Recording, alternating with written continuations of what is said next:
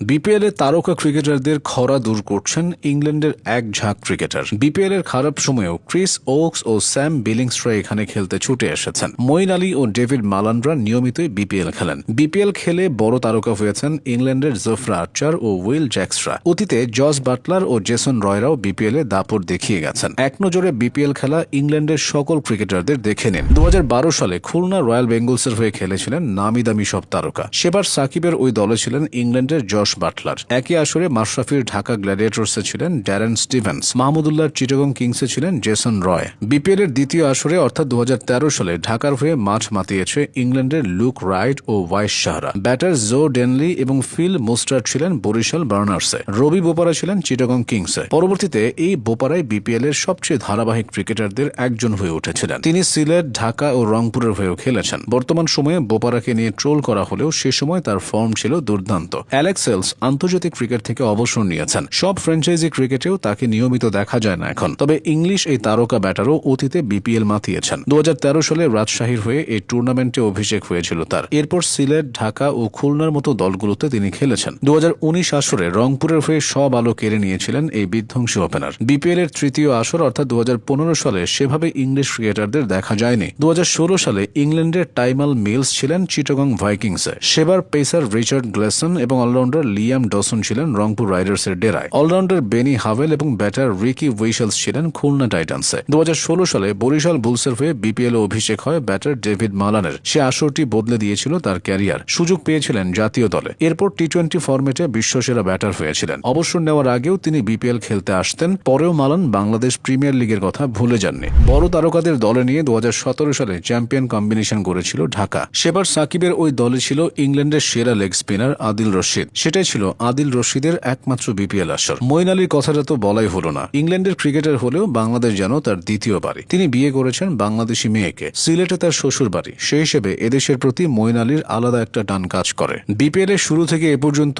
ভিন্ন ভিন্ন 4টি দলের হয়ে বিপিএল খেলেছেন তিনি। দুরন্ত রাজশাহী থেকে শুরু, এরপর কুমিল্লা ভিক্টোরিয়ান্স, চিটাগং কিংস এবং সবশেষ তিনি সিলেট টাইটান্সের হয়ে খেলছেন। বর্তমান বিশ্বে ত্রাস ছড়ানো পেসারদের একজন ইংল্যান্ডের জোফরা আর্চার। তারকা খ্যাতি পাওয়ার পর বিপিএল এ না আসলেও এটাই কিন্তু তার শেকড়। অর্থাৎ বিপিএল খেলে আর্চার সুনজরে এসেছিলেন। 2017 সালে তাকে দলে ভেড়ায় বিপিএল এর দল খুলনা টাইটান্স। ওই আসরে 22 ম্যাচে 24 উইকেট নেন তিনি। বিপিএল এর পারফরমেন্স আর্চারকে জায়গা করে দেয় আইপিএলেও। এছাড়া বিগ ব্যাশ, কাউন্টি ক্রিকেটেও নিজের প্রতিভা দেখিয়েছেন এই পেসার। সবচেয়ে বড় চমকটা আসে ইংল্যান্ড জাতীয় দলে সুযোগ পাওয়ার মাধ্যমে। 2019 বিশ্বকাপের জন্য তাকে স্কোয়াডে অন্তর্ভুক্ত করে ইংল্যান্ড। তার বোলিং ক্যারিশমায় শেষ পর্যন্ত ইংলিশরা সেবার বিশ্বকাপও জিতে নেয়। বর্তমানে ইংল্যান্ডের জাতীয় দলের নিয়মিত সদস্য অলরাউন্ডার উইল জ্যাক্স। সেভাবে পরিচিত হয়ে ওঠার আগে জ্যাক্স বিপিএল খেলে গেছেন। কুমিল্লার হয়ে বিপিএল এ তার সেঞ্চুরিও আছে। এছাড়া বিপিএল খেলেছেন ইংলিশ পেসার ডেভিড উইলি ও রিচ টপলিরা। সবশেষে তালিকায় যুক্ত হয়েছেন পেস অলরাউন্ডার ক্রিস ওকস এবং ব্যাটার স্যাম বিলিংস। তারা দুজনেই সিলেটের হয়ে বিপিএল খেলতে এসেছেন। একই দলে খেলছেন তরুণ এথান ব্রুকস। ম্যারম্যারে বিপিএল কে ইংল্যান্ডের এই ক্রিকেটাররা একটু হলেও সতেজ করেছেন।